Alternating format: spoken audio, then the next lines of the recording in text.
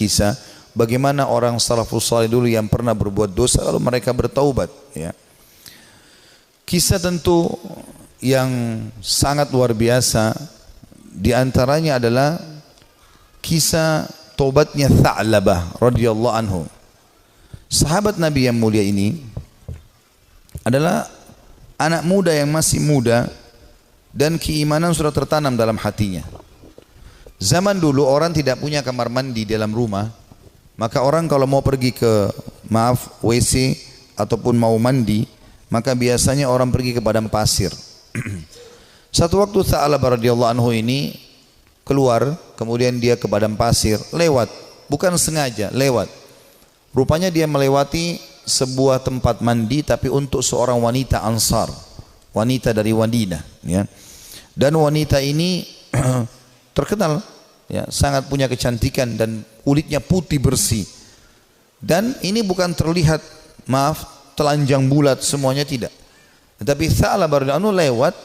Zaman dulu tempat mandinya laki-laki sama perempuan untuk membedakannya, kalau laki-laki itu dibuat pelapa kurmanya sampai ke daerah kepala sehingga bagian kepala terlihat dan orang tahu di dalam itu adalah orang. Ini di padang pasir, dibuat kayak WC umum gitu, ya, tapi masing-masing punya. Kalau perempuan tertutup semuanya. Tetapi karena terbuat dindingnya dari pelapa kurma, ya, mirip dengan pelapa-pelapa kelapa kita sekarang, ya, ada serat-serat, ada lubang celah di antaranya, maka dia sempat lihat sepintas perempuan tersebut dan itu mengganggu hati dia. Begitu melihat langsung terganggu hatinya, padahal dia tidak niat untuk sengaja mengintip orang mandi. Maka dia merasa tulang-tulangnya gemetar, kesemutan, otot-ototnya merasa kesakitan dan lemas. Lalu kemudian dia segera naik ke atas sebuah bukit yang sangat tinggi di Madinah. 40 hari dia nggak pernah turun.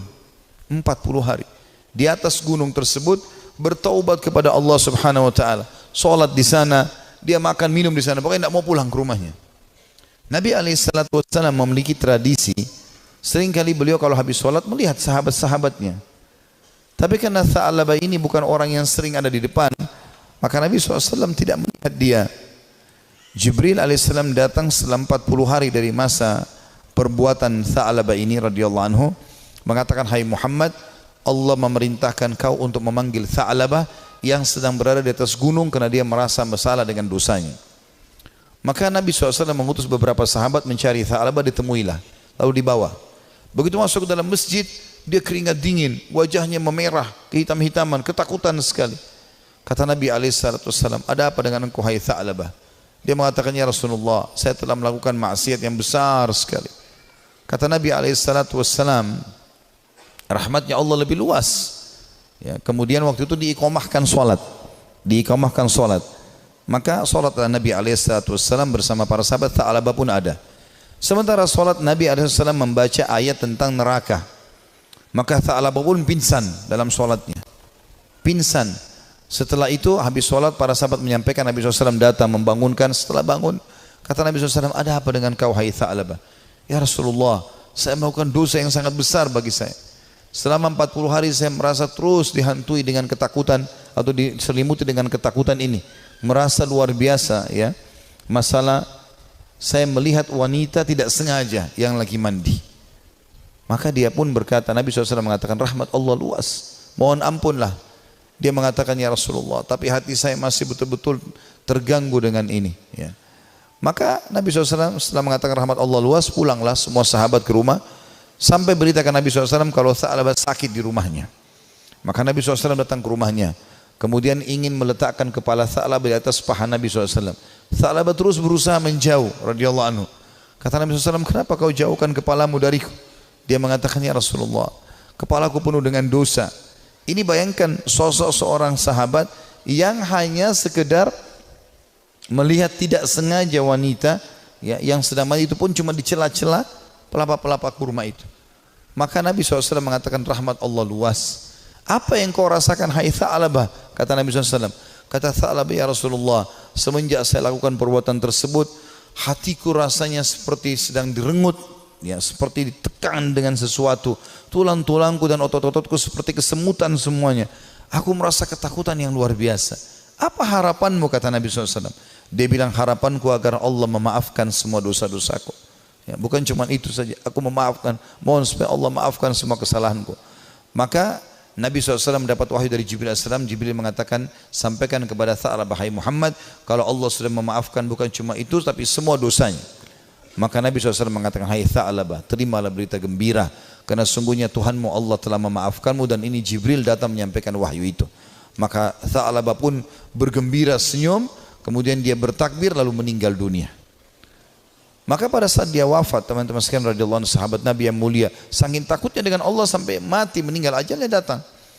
Waktu itu Nabi SAW mengatakan, urus jenazahnya segera, kita kuburkan, dimandikan segala macam, disolati. Habis sholat lagi mau diantar ke kuburan, Nabi SAW jalan sambil jingkrak-jingkrak, ya, sedikit beliau jinjitkan kakinya. Kata para sahabat, ya Rasulullah, kenapa anda lakukan itu? Kata Nabi SAW, saya merasa malu dengan para malaikat, dan saya tidak bisa menghitung jumlah mereka yang sedang datang melayat jenazahnya Tha'labah radhiyallahu anhu. Sahabat Nabi yang mulia memberikan pelajaran kepada kita bagaimana mereka bertaubat kepada Allah Subhanahu wa ta'ala. Ada juga kisah yang lain, dan kisah ini mirip seorang tukang jagal hewan, suka menyembelih hewan. Dengan juga ada pernah kisah seorang, ya, tukang fitnah.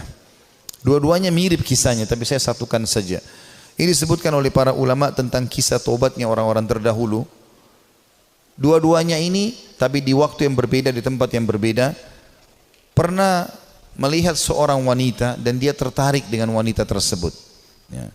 Hampir setiap hari dia melemparkan godaannya kepada wanita-wanita ini. Selalu melemparkan kata-kata rayuan, tatapan mata, apalah, berikan hadiah segala macam, sampai membuat wanita ini tertarik. Tapi wanita ini orang beriman kepada Allah, tidak mau sama sekali, tidak tergoda. Diajak jalan sama-sama tidak mau, diajak ngobrol tidak mau. Satu waktu dia melihat wanita itu sedang jalan jauh, dan jalan jauh ini pergi ke satu tempat yang kelihatannya tidak banyak orang. Maka kedua laki-laki ini di dua kisah yang berbeda, tempat yang berbeda, tapi kasusnya sama, ya, jalan mengikuti perempuan tersebut. Begitu tiba di tempat yang sangat jauh, dia pun langsung menghadang wanita tersebut, mengatakan, saya jauh-jauh mengikuti kamu karena saya sangat menyukaimu, gitu kan. Maka kenapa kau sia-siakan waktu yang berdua ini? Kenapa enggak bersama-sama sekarang? Enak kalau kita mungkin pacaran sekarang, jauh dari orang. Kalau kau takut selama ini dengan orang, sekarang jauh dari orang. Maka wanita tersebut tiba-tiba mengatakan, kalau kau memang mencintaiku, maka kau harus tahu sebenarnya aku lebih mencintaimu. Aku pun sebenarnya suka dengan kamu, tetapi rasa takutku kepada Allah mengalahkan itu semua. Aku tidak ingin justru karena cinta ini kemudian kita terjerumus dalam kemaksiatan dan Allah hukum kita. Maka dengan kalimat itu saja laki-laki ini tersentuh.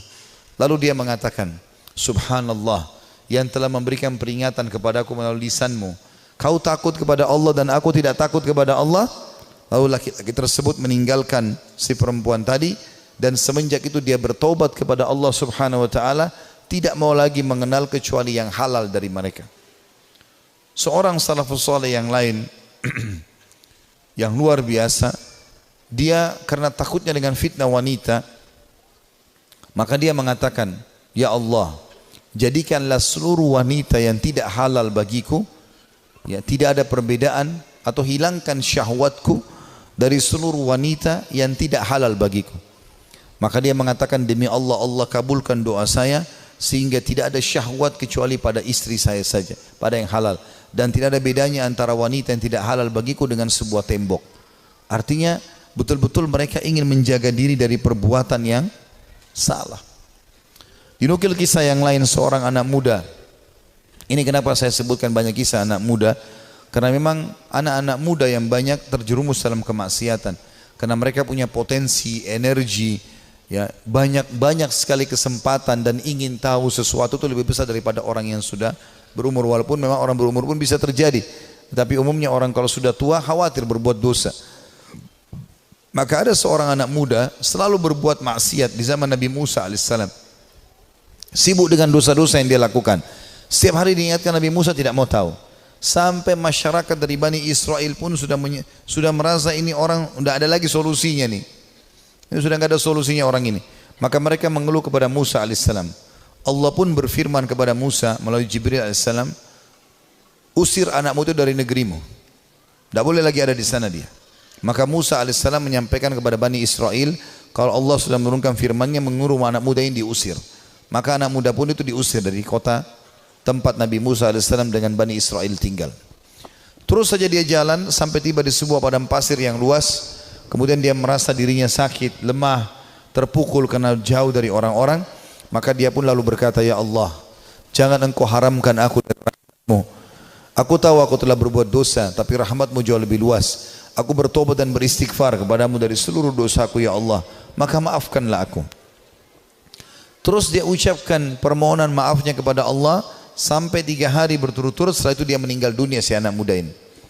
Setelah dia meninggal dunia sendirian di padang pasir itu dengan kondisi menyesali kesalahannya, maka dia pun Musa pun alaihissalam didatangi oleh Jibril. Jibril mengatakan, hai Musa, Tuhanmu Allah memberikan perintah kepadamu agar engkau keluar ke padang pasir ini dan itu disebutkan cirinya. Di sana ada satu wali Allah yang Allah suruh kau mengurus jenazahnya. Maka Musa alaihissalam pun keluar ke padang pasir yang ditunjukkan. Begitu tiba di sana tidak dilihat kecuali anak muda tadi yang memang dianggap orang ini buruk di tengah-tengah Bani Israel. Maka pada saat itu pun Musa alaihissalam mengatakan, ya, Jibril alaihissalam mengatakan kepada Musa, sesungguhnya orang ini telah bertobat selama berapa hari? 3-4 hari meninggalkan negerimu dan Allah terima taubatnya. Maka Musa alaihissalam pun mengurus jenazahnya kemudian menguburkan dia. Begitu luasnya rahmat Allah subhanahu wa ta'ala. Bagi orang yang masih melakukan kemaksiatan dan berfikir bahwasanya susah untuk bertaubat, tidak ada yang susah teman-teman sekalian. Kita akan kisahkan sekarang seorang tokoh tabi'in yang masyhur, Fudail bin Iyad rahimahullah. Orang ini sangat unik ceritanya, karena dulunya dia adalah perampok jalanan. Saking mahirnya dia mencuri dan merampok sampai dia tidak butuh tim, sendirian. Dikatakan dalam kisah ini, Fudail bin Iyad sendirian, tidak butuh orang-orang lain untuk membantunya. Dan setiap kali ada kafilah mau lewat di tempat Fudail, pasti mereka ketakutan, lebih takut daripada melewati tempat yang lain. Karena Fudail bunuh, ambil hartanya, gak ada toleransi. Dan dia satu orang bisa mengalahkan sekian banyak orang dalam duel dan berperang. Sampai satu waktu ada satu kafilah, satu malam Fudail bin Iyad lagi nunggu-nunggu, ya, ada mangsa yang lewat, dia ingin mengambil dan merampok dari mereka. Di tengah jalan subhanallah, atau pas lagi nunggu ada kafilah yang lewat, bukan tengah jalan, ada kafilah yang lewat. Kemudian kafilah ini berbicara satu sama yang lain dan Fudail mendengarkan. Jangan kita lewat jalan sini karena ada Fudail bin Iyad, nanti dia akan mengganggu kita, ya, dan tidak bisa kita selamat dari dia. Bagaimana dengan keadaan keluarga dan harta kita? Dengan kalimat ini yang didengar oleh Fudail, Fudail mengatakan, begitu takutnya manusia padaku, gitu kan. Maka dia pun mengatakan, mulai hari ini ya Allah, aku berjanji aku tidak akan pernah mengganggu orang lain lagi. Dalam riwayat yang lain, Fudail lalu keluar, lalu menemui mereka, lalu mengatakan, akulah Fudail bin Iyad yang kalian sebutkan tadi. Dan karena perkataan kalian tadi, aku merasa aku telah menakut-nakuti manusia. Maka dengan itu aku akan berhenti dan tobat dan kalian akan jadi saksi. Lalu Fudail menghormati mereka menjadi tamu pada malam itu. Mulailah Fudail menyembelikan buat mereka hewan, dia berburu sendiri malam itu, dia sembelikan, dia biarkan mereka membuat kemah di sekitarnya. Setelah dia membakar makanan, dia menyiapkan makanan buat mereka, rupanya ada satu orang dari kafilah itu, orang saleh, membaca firman Allah subhanahu wa ta'ala yang berbunyi, ini disebutkan dalam surah Al-Hadid, ya, ayat 16. Yang Allah subhanahu wa ta'ala berfirman, a'udzubillahi minasyaitonirrajim, alam ya'ni lilladina amanu an takhsha qulubuhum li dzikrillah wa ma nazala minal haqq. Belumkah tiba saatnya bagi orang-orang beriman untuk tunduk hati mereka dan mereka tunduk hati mereka kepada zikrullah dan apa yang turun dari kebenaran dalam Al-Quran. Fudail bin Iyad orang Arab, dia faham betul makna ayat ini. Artinya, sampai kapan kamu mau lalai, kata Allah subhanahu wa ta'ala. Belum tibakah saatnya bagi orang beriman untuk tunduk hatinya dan berzikir kepada Allah dan apa yang diturunkan dari kebenaran dalam Al-Quran? Maka Fudail pun menangis mendengar ayat tersebut. Lalu dia ulang-ulangi ayat itu sampai akhirnya dia menunjukkan taubatnya. Subhanallah, setelah dia taubat, mulai hari itu dia pergi ke Mekah. Tiap hari Mekah dan Madinah. Artinya setiap saat dia di Mekah sebentar, nanti di Madinah lagi sebentar. Tidak pernah meninggalkan dua kota yang suci ini. Dan kata para ulama, orang-orang yang pada saat itu sudah menjadi ulama, ya, kemudian menjadi sahabat dekatnya Fudail. Di antaranya Abdullah bin Mubarak, Sufyan al-Thawri. Ini semua orang-orang yang luar biasa ibadahnya, terkenal sekali kesolehannya. Itu mereka mengatakan, kami tidak pernah menemukan orang setakut kepada Allah seperti Fudail bin Iyad. Dia luar biasa, kalau datang dekat Ka'bah nangis kepada Allah Subhanahu wa taala. Kalau nangis bisa sampai pingsan karena ketakutannya kepada Allah Subhanahu wa taala, dan dia betul-betul tulus sampai akhirnya Allah letakkan hikmah, kalimat hikmah dari lisan dia. Banyak kalimat-kalimat mutiara yang disebutkan oleh Fudail bin Iyad rahimahullah, dan itu dinukil oleh para ulama. Seperti misalnya dia mengatakan sambil dia berdoa kepada Allah, tapi ini orang dengar diam-diam. Dia sebutkan diam-diam di hadapan depan Ka'bah. Dia mengatakan, idza azharta aibana fatadhhar walan nastati'a satrah. Ya Allah, seandainya Engkau membuka aib-aib kami, maka pasti akan kelihatan dan kami tidak akan mungkin bisa menutupinya. Wa nufdah, dan kami pasti akan dipermalukan. Wa idza azharta a'malana fanuhlik bi'adzabik. Dan kalau seandainya Engkau memperlihatkan amal-amal kami, akhirnya orang jadi puji-puji kami, maka kami akan binasa dan kami akan kena hukuman-Mu. Kemudian dia juga menyebutkan dalam statementnya yang masyhur setelah dia taubat, kamu berhias untuk manusia, hai Fudail, berdandan untuk mereka, dan terus saja riya, pamer ibadah-ibadah sehingga mereka menilaimu saleh. Mereka menunaikan kebutuhanmu, kemudian melapangkan tempat duduk untukmu dan bermuamalah denganmu karena mereka salah duga. Kamu buruk bila demikian adanya. Artinya orang-orang akan menilai kau seakan-akan kau itu orang soleh, padahal sebenarnya tidak, ya. Dia terus menasihati dirinya agar jangan sampai dia lalai.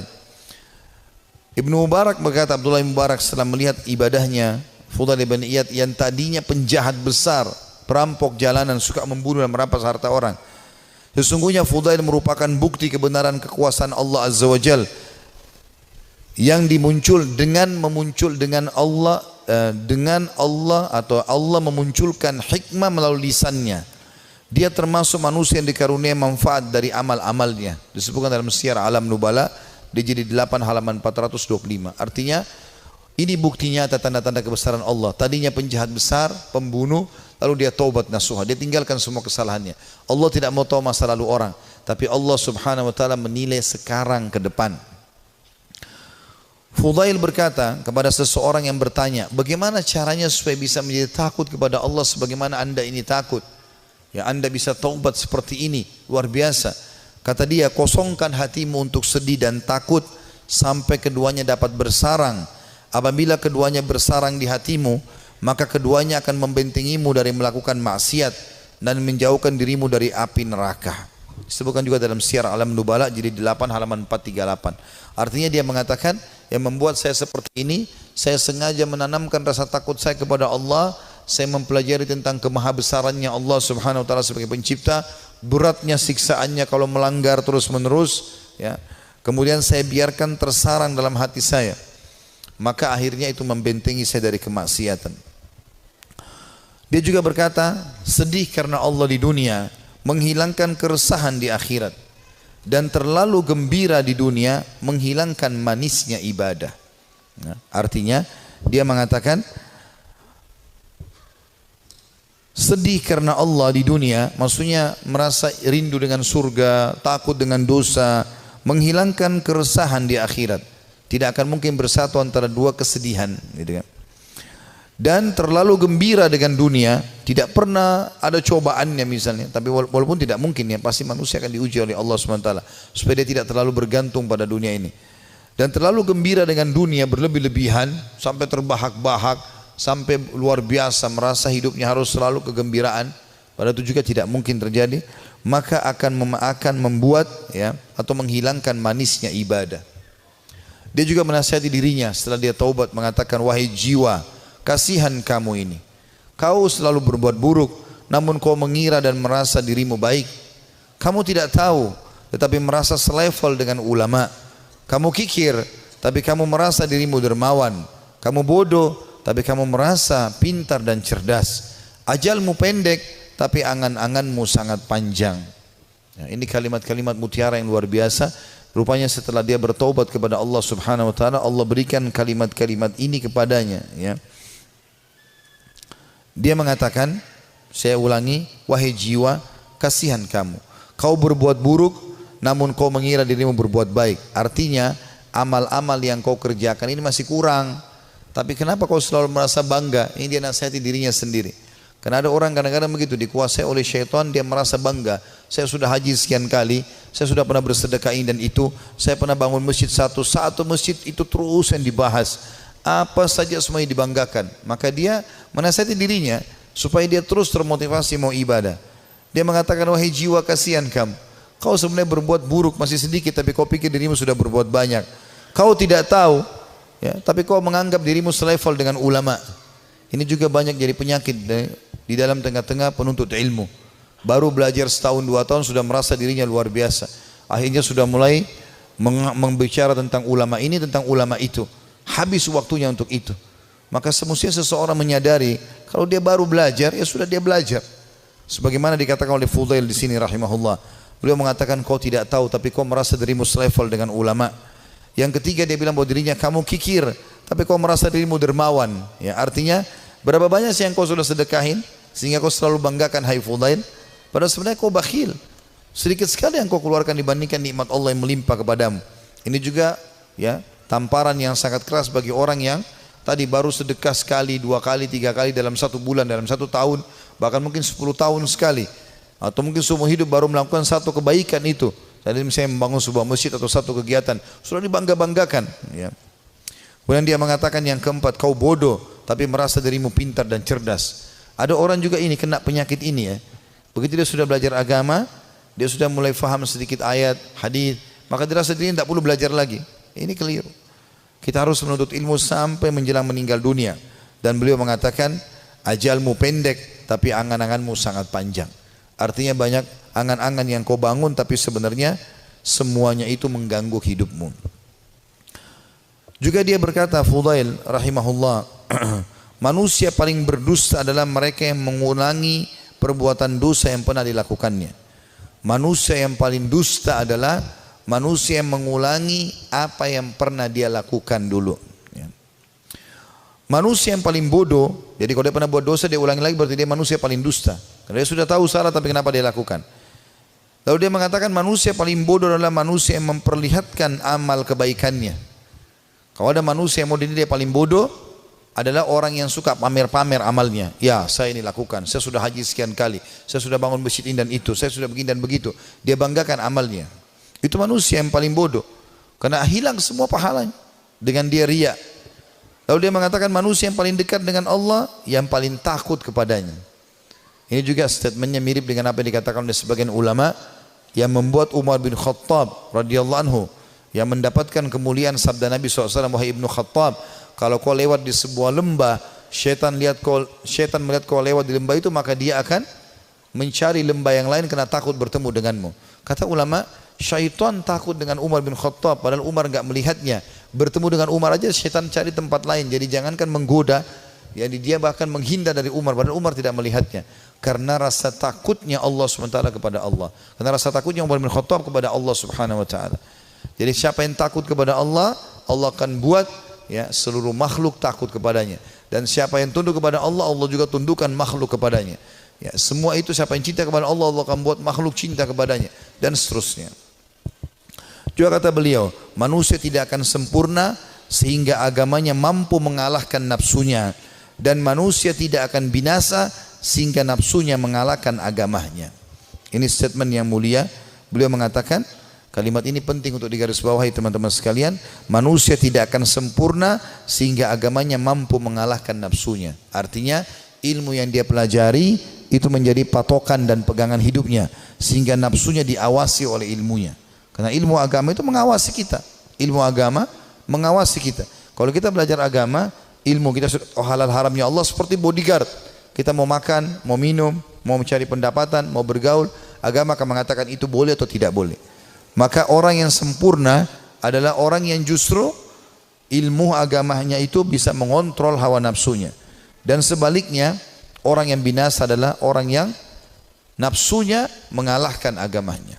Jadi dia pun tahu agama tapi tetap saja dikalahkan oleh agamanya sendiri. Dan ini semua adalah hal mendasar yang perlu digarisbawahi dari nasihat yang mulia. Ini sebagian kecil ya, banyak sekali statementnya, hampir semua buku tentang tazkiyatun nafs, ya, pensucian jiwa, tentang zuhud, ya, menginginkan akhirat, gitu kan, daripada dunia, masalah keimanan, ya, masalah penyesalan, itu selalu ada statementnya Fudail bin Iyad. Padahal tadinya dia ini seorang penjahat besar, tapi bagaimana Allah Subhanahu wa taala memberikan kepada dia karunia dengan taubatnya yang luar biasa nasuha. Allah memberikan kata-kata mutiara dari lisannya. Dia juga mengatakan, Az-Zahabi berkata, ditanya kepada Fudail, apa itu zuhud? Apa itu zuhud? Mendahulukan akhirat dari dunia. Dia mengatakan banyak qanaah. Qanaah artinya merasa puas, ya, dengan apa yang telah Allah berikan. Itu namanya zuhud, kata beliau. Jadi kalau kau mau dikatakan zuhud, kau berharap akhirat dan dunia kau jalani juga, tapi akhirat kau dahulukan, adalah banyak merasa syukur kepada Allah. Lalu ditanya kepadanya tentang wara. Wara itu menjaga kesucian hubungan sama Allah. Ia menjawab, menjauh dari yang diharamkan syariat. Apapun yang Allah larang, tinggalkan. Bukan cuma yang haram, yang makruh pun ditinggalkan. Makan, minum, berdiri aja tidak dilakukan, apalagi kalau sampai makan yang haram. Dan kita kalau tinggalkan sesuatu yang makruh, berarti yang haram akan lebih mudah kita tinggalkan. Orang kalau tinggalkan yang makruh, yang haram akan dia tinggalkan. Orang kalau kerjakan amal yang sunnah, amal wajib pasti akan dia kerjakan. Lalu ditanya juga kepada dia, apa ibadah itu? Ia menjawab, melaksanakan apa yang diwajibkan sebaik mungkin. Melaksanakan yang diwajibkan sebaik mungkin. Dan sekian banyak statement Fudail bin Iyad rahimahullah yang kita bisa ambil pelajaran darinya. Artinya tidak ada kata terlambat dalam bertaubat, dan kalau orang taubatnya nasuha, Allah Subhanahu wa taala akan karuniakan untuk dia kelebihan-kelebihan yang banyak. Saya akan tutup dengan dua kisah di sini teman-teman sekalian. Salah satunya nanti yang terakhir adalah kisah yang cukup panjang, kisah Ka'ab bin Malik radhiyallahu anhu, sahabat Nabi yang mulia yang bertaubat karena dia tidak sempat ikut dalam perang Tabuk bersama Nabi alaihi salatu wassalam. Namun sebelumnya saya akan sebutkan dulu kisah tentang sosok orang yang sangat saleh dari kalangan tabi'in. Dia hidup di zaman Nabi SAW tapi tidak sempat bertemu dengan Nabi dalam pendapat sebagian orang, yaitu Ubaid bin Umair bin Qatada al-Laythi al-Jundu'i al-Makki, ya. Orang ini sangat saleh, luar biasa. Sampai di Mekah itu kalau ada orang yang menganggap dirinya, ya, lemah imannya, pasti datang kepada dia, ya, kepada Ubaid ini rahimahullah. Orang ini sangat luar biasa keimanannya. Ada sebuah kisah dinukil oleh Ibnu Qudamah. Kisah Ibnu Qudamah dinukil tadi, kisah Tha'labah. Ini dinukil dalam sebuah kisah di sebuah buku, ya. Kisah ini kisah sahih. Ada seorang wanita di Mekah sangat terkenal dengan kecantikannya. Dan wanita ini terkenal tinggi, putih, cantik, fitnah luar biasa. Tapi dia tutup wajahnya, dia pakai cadar. Dia bilang sama suaminya, satu hari dia bicara sama suaminya. Dia mengatakan, wahai suamiku, kira-kira apakah ada orang yang bisa selamat dari fitnah wajahku ini? Artinya dia coba menyebutkan sama suaminya. Kata suaminya, tentu saja ada, ya, walaupun kau cantik, tapi akan ada orang yang bisa tidak kena fitnahmu. Kata perempuan itu penasaran, siapakah itu? Artinya kalau saya buka wajah saya, ya, saya tidak pakai hijab ini, masih ada laki-laki yang tidak tertarik. Maka kata suaminya, Ubaid ibn Umair, seorang ulama. Maka tiba-tiba istrinya karena merasa tertantang datang kepada suaminya lalu berkata, wahai suamiku, Andes, apakah kau mengizinkan aku untuk coba menggoda Ubaid hanya untuk mengetes imannya, sekaligus juga mengetes apakah betul memang dia tidak kena dengan fitnah wajahku dan kecantikanku ini? Suaminya mengatakan, karena penasaran juga mengatakan, baik, saya izinkan. Maka wanita ini pergi ke Masjid Haram. Ini Ubaid ini punya majelis ta'lim, ya. di Masjid Haram, ulama besar. Tidak pernah sama sekali berbuat dosa dalam kisahnya, dalam kisah hidupnya. Allahu alam kalau yang dinukil dari kisah yang lain, tapi dia disebutkan orang yang sangat soleh. Kemudian datanglah wanita ini lalu mengatakan, saya punya pertanyaan Syekh. Kata dia, silahkan. Dia bilang, tapi pertanyaan ini pribadi, maka saya tidak bisa menanyakan di depan orang. Kalau bisa saya akan meminggir dengan anda di salah satu sudut masjid ini. Karena perempuan ini terus menunjukkan kesedihannya, menangis, maka Ubaid mengatakan, baiklah, tapi tetap di depan umum, bukan berduaan-duaan khalwat. Di tiang masjid di sebelah situ ada sekitar jemaah. Tiba-tiba wanita ini pada saat duduk depan Ubaid membuka cadarnya, dan memang terlihat kecantikan yang luar biasa. Maka Ubaid rahimahullah mengalihkan wajahnya sambil kata Ubaid mengatakan, apa yang kau lakukan? Bukankah kau bertanya, kenapa kau membuka cadarmu? Dia mengatakan, sebenarnya wahai Syekh Ubaid, saya mencintaimu dan saya menyukaimu, maka aku datang untuk menawarkan diri. Maka Ubaid mengatakan, dan aku tinggal tunggu jawabanmu. Artinya kapan kau mau? Selesai, aku jadi milikmu, terserah kau mau apakan. Perempuan ini ingin menguji. Ubaid tidak mengenal siapa perempuan ini. Subhanallah, dia mengatakan, saya akan jawab pertanyaanmu itu kalau kau menjawab 5 pertanyaanku. Kata Ubaid rahimahullah, tapi sambil buang muka, enggak dilihat ke wajah wanita ini. Wanita tersebut menggambarkan Ubaid tidak melihat sedikit pun ke wajahku, padahal wanita ini depan matanya dan sangat cantik. Maka kata wanita tersebut, tanyalah. Kata Ubaid rahimahullah, jadi tadi dia memang bilang waktu dalam majelis, saya punya masalah, saya mau minta nasihat. Padahal dia cuma mau berbohong wanita ini, tapi hanya mendapatkan nasihat yang benar. Apa kata Ubaid rahimahullah? Andai saja bertepatan pada saat sekarang malaikat maut datang ingin mencabut ruhmu, apakah kau akan menawarkan hal yang sama padaku? Kalau memang kau sedang berhadapan dengan malaikat maut? Kata wanita tersebut, tentu tidak. Pertanyaan kedua, andai saja kamu sedang berada dalam kuburan, tempat yang pasti kau akan datangi, dan kau sedang bertemu dengan Munkar dan Nakir, 2 malaikat akan bertanya di kuburan, dan kau sedang ditanya untuk selamat ke surga atau neraka, apakah kau juga akan berpikir tetap akan menawarkan dirimu seperti ini? Dia mengatakan tidak. Yang ketiga, seandainya kau sedang berada bersama aku di padang mahsyar, kemudian buku-buku amal sedang berterbangan, dan kau tidak tahu apakah kau akan terima dengan tangan kanan atau tangan kiri. Tangan kanan akan selamat ke surga, tangan kiri akan masuk ke neraka. Apakah kau juga akan menawarkan dirimu seperti ini kepadaku? Dia mengatakan tidak. Yang keempat, ya, andai saja kau sedang ditimbang amalmu, dan kau tidak tahu amal baik atau amal buruk di timbangan amal hari kiamat nanti yang lebih berat, apakah kau masih mau menawarkan dirimu padaku? Dia mengatakan tidak. Lalu kemudian pertanyaan terakhir yang kelima, andai saja kau sedang diminta pertanggungjawaban oleh Allah tentang kecantikanmu ini, tentang keadaanmu, ya, kelebihan-kelebihan nikmat yang Allah berikan kepadamu ini, apakah kau juga akan mengatakan kepada Allah, aku sempat menawarkan ini kepada Ubaid? Maka dia mengatakan tidak. Maka Ubaid pun mengatakan rahimahullah, kalau gitu bertakwalah kepada Allah dan jagalah dirimu serta nikmat Allah yang ada padamu. Maka tiba-tiba perempuan tersebut menangis terisak-isak. Lalu kata Ubaid, pulanglah.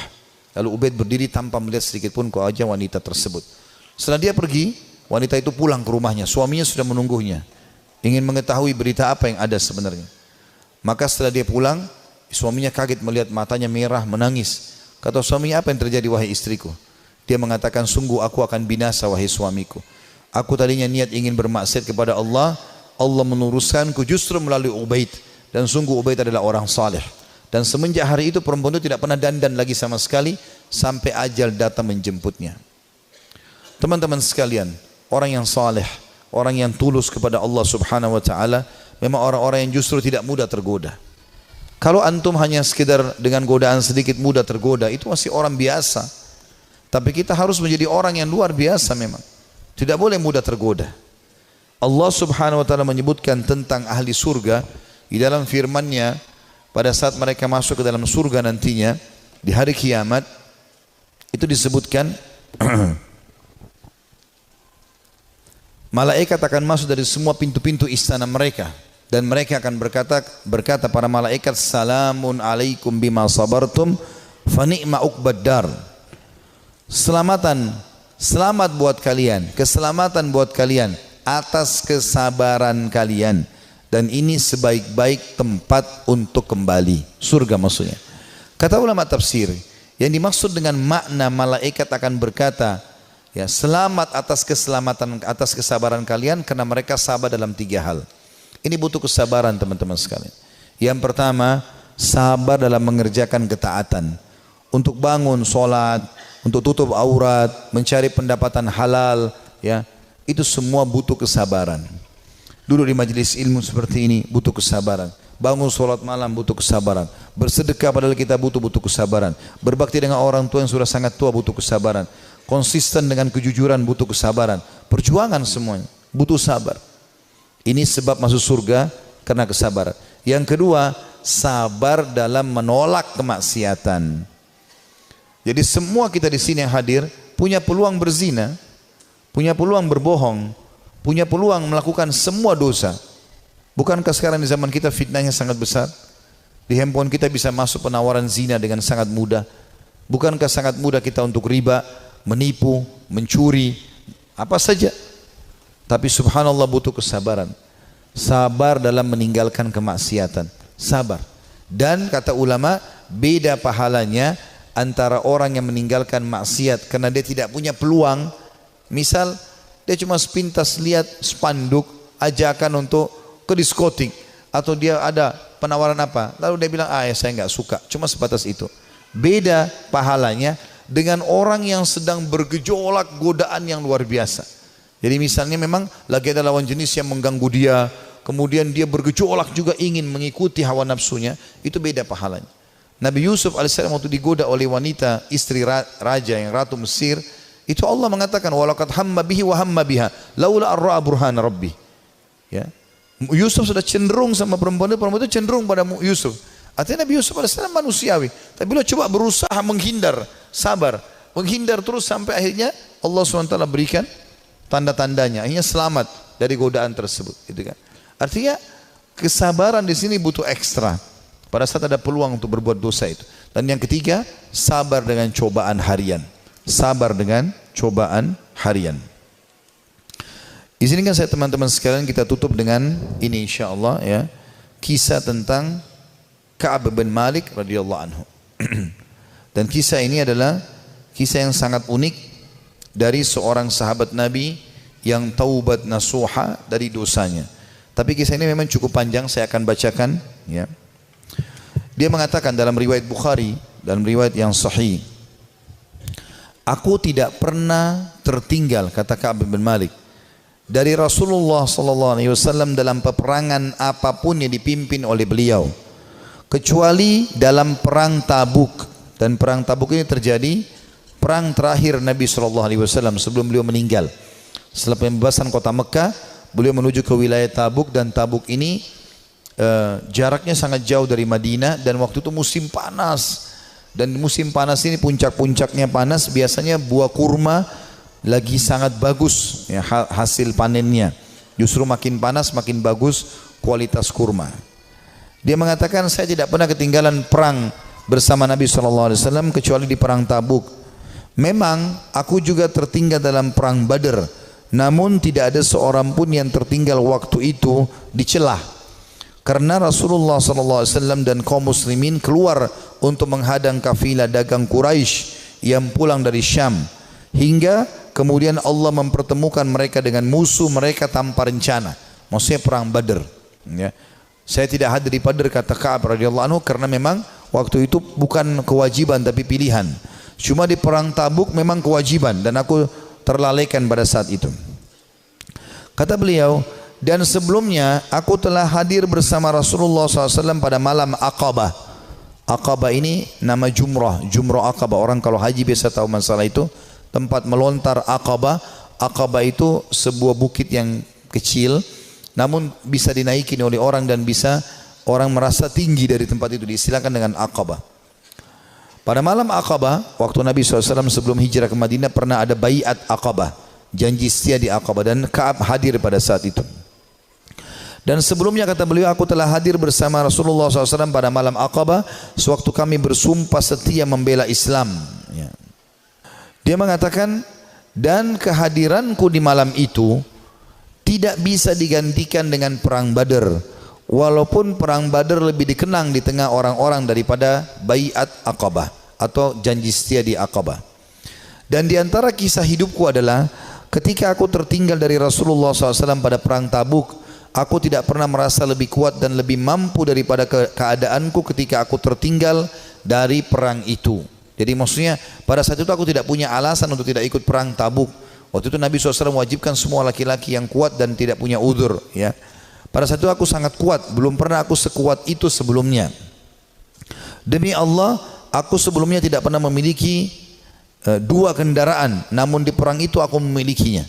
Jadi selain fisikku kuat, aku juga memiliki 2 ekor kuda. Sebelumnya belum pernah aku punya 2 ekor kuda. Jadi aku sekarang lebih baik secara ekonomi. Rasulullah SAW tidak pernah menginginkan peperangan, melainkan beliau menyembunyikan daerah sasarannya dengan mengisyaratkan seolah-olah beliau menuju yang lainnya. Hingga pada perang itu Rasulullah SAW berperang menuju Tabuk dalam musim yang sangat panas dan menghadapi perjalanan yang sangat jauh menempuh padang pasir. Dan menghadapi jumlah pasukan yang sangat besar, beliau menjelaskan kepada kaum muslimin tentang urusan mereka yang sangat serius, agar mereka bersiap-siap dengan segala perbekalan mereka untuk menghadapi perang. Beliau menjelaskan kepada mereka arah mana yang hendak beliau tuju. Artinya pada saat itu Nabi SAW mewajibkan semua laki-laki, dan Nabi mengingatkan, ini yang kita datangi pasukan Romawi, jumlahnya sampai 250.000 personil. Jumlah sahabat itu sekitar 30.000 saja. Ya. Maka Nabi SAW ingatkan para sahabat waktu itu, orang-orang Islam, kata Ka'ab radhiyallahu anhu, yang bersama Rasulullah SAW sangat banyak, dan mereka tidak didaftar dalam buku induk, atau maksudnya buku induk negara. Ya. Ka'ab berkata, melanjutkan, maka hampir tidak ada yang ingin absen dari perang, kecuali dia menduga bahwa hal itu tidak akan diketahui selama tidak ada wahyu yang Allah jelaskan atau turunkan. Rasulullah SAW lalu berangkat ke perang itu ketika buah-buahan sedang masak dan pohon-pohon menjadi rindang. Ya, perlu kita ketahui penduduk Madinah, kebetulan Ka'ab juga orang Madinah, pendapatan utama mereka adalah kurma. Pendapatan utama mereka adalah kurma. Dan pada saat itu musim panas dan puncak-puncaknya kurma akan panen. Sekitar 2-3 hari lagi akan panen. Tiba-tiba Nabi SAW bilang, jihad, sekarang kita harus keluar. Maka ini ujian yang sangat luar biasa. Beliau mengatakan Rasulullah SAW berangkat pada perang itu ketika buah-buahan sedang masak dan pohon-pohon menjadi rindang. Maka aku lebih cenderung kepadanya, kepada hasil panen. Rasulullah SAW dan kaum muslimin yang bersamanya sedang berkemas-kemas, dan aku pun segera pulang untuk bersiap-siap bersama beliau. Tapi setelah aku pulang, aku tidak melakukan apa-apa. Aku berkata dalam hati, aku bisa melakukannya kapan saja aku mau. Begitulah keanggapan terus mengenyergapku, hingga orang-orang terus berbenah dengan serius. Maka pada pagi harinya Rasulullah SAW dan kaum muslimin bersamanya berangkat menuju perang. Sementara aku belum melakukan persiapan apa-apa. Kemudian aku beranjak lalu kembali tapi tanpa melakukan apa-apa. Hal itu membuat akhirnya aku tidak berangkat dan aku tertinggal. Dan aku bertekad akan menyusul mereka ya pada saat tiba di sore hari. Dan seandainya saja aku lakukan itu, maksudnya menyesal, coba aku lakukan ya. Namun kemudian hal tersebut tidak ditakdirkan untukku. Maka ketika aku keluar ke tengah manusia setelah keberangkatan Rasulullah SAW, aku merasa bersedih karena aku tidak melihat seorang panutan untukku kecuali laki-laki yang tercelah karena kemunafikannya, atau orang yang diterima uzurnya dari Allah SWT dari kalangan orang-orang yang lemah. Rasulullah SAW tidak menyebut-nyebutku hingga beliau sampai di Tabuk. Beliau bersabda sambil duduk di tengah pasukan Tabuk, apa yang dilakukan oleh Ka'ab bin Malik? Maka salah seorang dari Bani Salamah berkata, wahai Rasulullah, dia tertahan oleh pakaian burdahnya dan sibuk melihat kedua sisi tubuhnya. Maksudnya dia tidak ada uzurnya untuk tidak keluar bersama anda. Maka Mu'adz bin Jabal berkata kepadanya, sungguh buruk apa yang telah kamu ucapkan. Demi Allah ya Rasulullah, kami tidak mengetahui apa yang ada padanya melainkan kebaikan. Jadi Mu'adz di sini membela Ka'ab, mengatakan dia orang baik ya Rasulullah. Maka Rasulullah SAW diam. Tak kala beliau dalam keadaan seperti itu, tiba-tiba beliau melihat dari kejauhan seorang laki-laki yang mengenakan pakaian putih yang terlihat bergerak terombang-ambing oleh fata morgana. Maka Rasulullah SAW bersabda, orang itu adalah Abu Haythama. Ternyata benar dia adalah Abu Haythama Al-Ansari, orang yang bersedekah dengan satu sak kurma ketika dicela oleh orang-orang munafik. Jadi pada saat Nabi SAW menyuruh orang-orang untuk berinfak ya, untuk perang Tabuk, orang-orang munafik hadir di situ, tapi orang munafik tidak berinfak. Mereka cuma mencaci maki saja. Ya. Ada orang yang datang membawa satu kain besar berat, diangkat jatuh, dikasih kepada Nabi SAW. Orang-orang munafik mengatakan riya. Lalu Abu Haythama ini datang radhiyallahu anhu membawa cuma satu keranjang kecil, satu piring kecil kurma, isinya cuma 3-4 butir kurma. Lalu dihidangkan, ya Rasulullah, ini buat jihad di jalan Allah.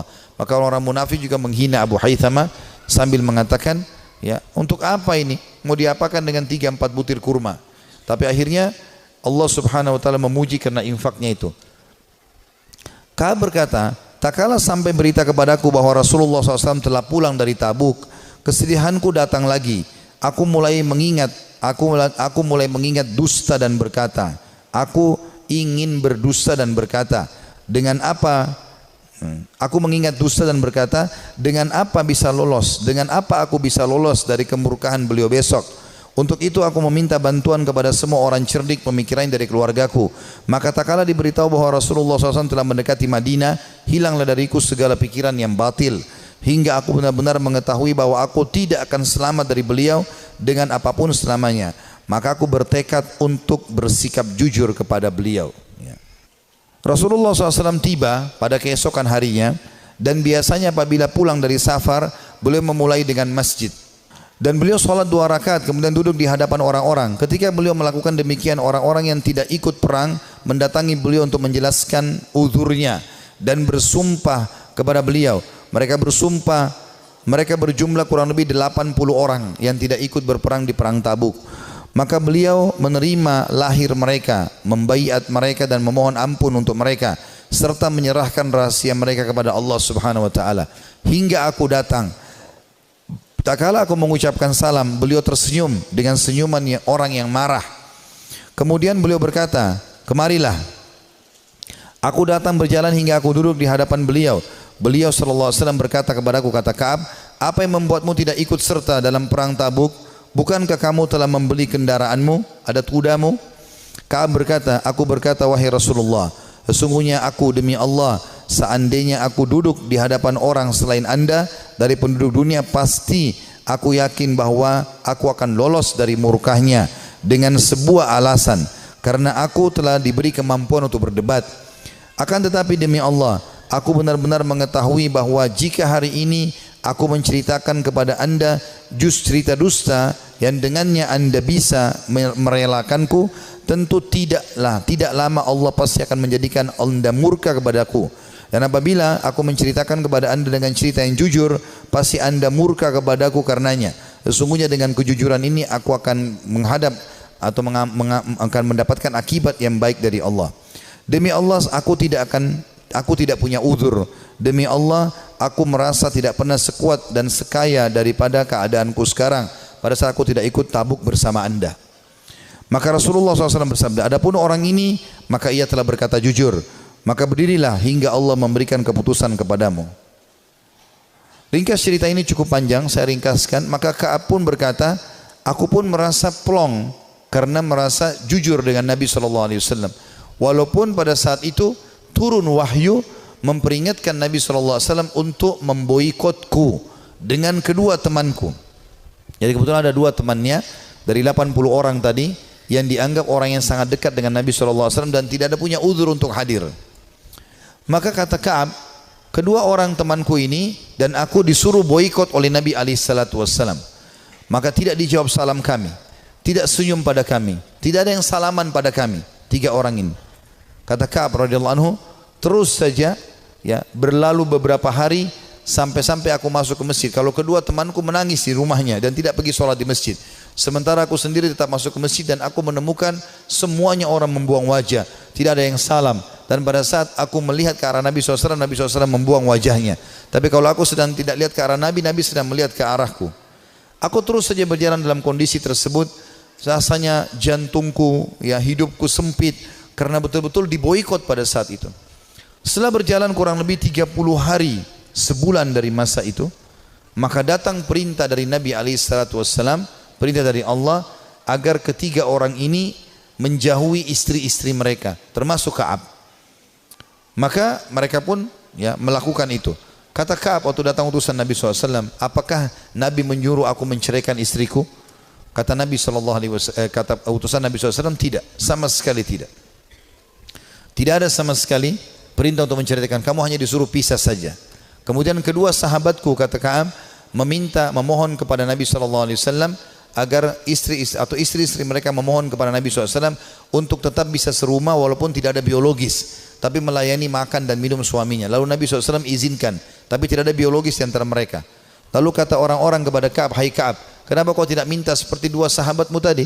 Minta agar ya Nabi SAW izinkan istrimu melayani walaupun tidak ada biologis. Kata dia, tidak, demi Allah, saya akan menjalani hukuman ini semaksimal mungkin supaya juga pengampunannya maksimal.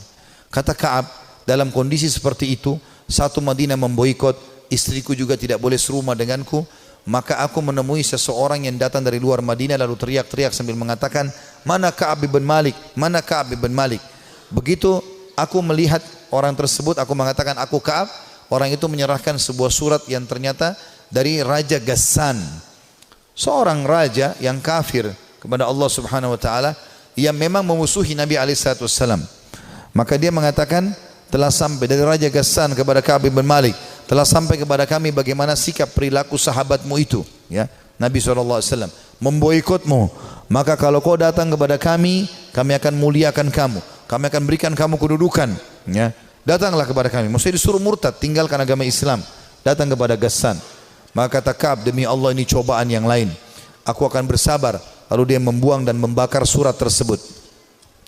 Berjalan waktu, kata Ka'ab, saya terus aja datang ke masjid, aku datang ke masjid, sholat, dan tetap saya tidak bisa buat apa, dan rasanya dada ini sudah sempit luar biasa.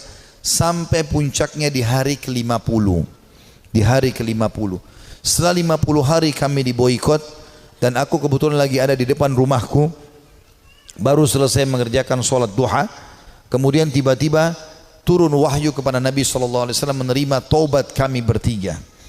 Maka dua orang sahabat Nabi dan aku tidak bisa melupakan itu, ya, datang dan mereka berlumba-lumba, yang satu menunggangi unta, yang satu berlari, saking gembiranya ingin menyampaikan berita gembira kepada Ka'ab. Maka dua-dua berlari, karena yang naik kuda lebih cepat, maka yang di atas, yang sedang berlari pakai kaki, ya itu naik ke atas pohon kurma lalu teriak dari jauh, wahai Ka'ab, terimalah berita gembira, terimalah berita gembira. Dari pertama atau dari semenjak kau dilahirkan oleh ibumu, semenjak kau dilahirkan oleh ibumu, sesungguhnya telah turun wahyu Allah menerima taubatmu. Maka kata Ka'ab, aku belum pernah merasa bumi sesempit itu sebelumnya, dan aku belum pernah merasakan bumi seluas itu setelahnya. Artinya sebelum datang berita gembira ini, bumi sangat sempit rasanya, dadaku sempit, semuanya jadi susah hidup ini. Tapi setelah sampai berita gembira ini, aku pun bahagia ataupun tentram, dan aku merasa luar biasa. Saking gembiranya aku membuka bajuku dan aku memberikan kepada pemberi berita gembira tersebut. Aku pakai baju lain, aku datang kepada Nabi SAW. Aku menemukan para sahabat tersenyum, bersalaman denganku, menyampaikan berita gembira, dan aku sangat terharu. Orang-orang pada menangis. Aku pun menemui Nabi SAW. Lalu Nabi SAW mengatakan, wahai Ka'ab, terimalah berita gembira dari pertama kau dilahirkan oleh ibumu. Kata Ka'ab, ya Rasulullah, aku telah mengambil pelajaran dan bersyukur kepada Allah, dan aku berjanji kepada anda, mulai hari ini aku tidak akan pernah berdosa selamanya, karena kejujuranku lah yang telah membuat Allah menyelamatkanku. Saudaraku si iman, kisah-kisah seperti ini, walaupun ini cukup panjang tadi disampaikan, karena memang ini kisah cukup panjang di dalam riwayat Bukhari, saya meringkaskan bagaimana orang-orang salafus saleh kembali kepada Allah Subhanahu wa taala. Yang paling penting, setelah kita kembali ke jalan Allah Subhanahu wa taala, sebelum ajal datang, karena kalau ajal datang kita akan menyesal. Kita akan berharap solat duha yang pernah kita tinggalkan 2 rakaat kita akan lakukan. Kita akan berharap kembali ke dunia senyum dengan seorang muslim lalu kita meninggal dunia. Kita berharap bisa menyedekahkan seluruh harta yang kita miliki. Kita berharap berbakti dengan kedua orang tua kita yang masih hidup. Kita berharap bisa berbuat baik dengan tetangga, dengan masyarakat, dengan siapa saja.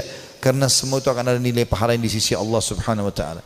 Sebelum itu terjadi, teman-teman sekalian, penyesalan, sekarang kesempatan kita kembali kepada Allah Subhanahu wa taala. Allah mengatakan wa anibu ila rabbikum wa aslimulah.